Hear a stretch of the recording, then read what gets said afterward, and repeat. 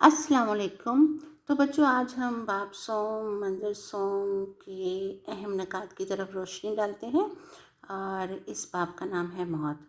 منظر ہے اکبر کی خوابگاہ، جہاں پر رانی کی التجا ہے اکبر اعظم سے کہ کسی طرح سے انارکلی کو قید تنہائی سے نکال دیا جائے اور اس کی جان بخشی کر دی جائے۔ لیکن اکبر یہاں پر شہنشاہ ہند کے طور پر سوچتا ہے کہ اسے شہزادہ سلیم کو آئندہ ہندوستان کے بادشاہ کی نظر سے دیکھنا ہے اور اس مقام تک پہنچنا ہے۔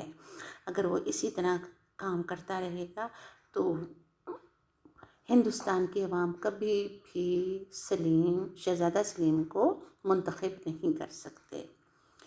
چنانچہ ابھی یہ تکرار ہو ہی رہی تھی کہ انارکلی یعنی کہ نادرا کی ماں خوابگاہ میں آتی ہے اور معافی کی طلبگار ہوتی ہے، لیکن اس کی معافی کو نظر انداز کر دیا جاتا ہے، یہ کہہ کر کہ تمہاری بیٹی کی جان بخشی نہیں ہوگی اور اس کا کوئی نہ کوئی فیصلہ کر دیا جائے گا۔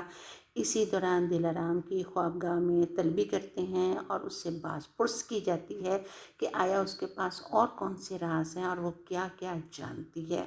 لیکن یہاں بچوں ہم یہ بھی دیکھتے ہیں کہ دلارام جو ہے وہ ایک طرف سلیم کو چاہتی ہے اور دوسری طرف وہ انارکلی کے خلاف ہے۔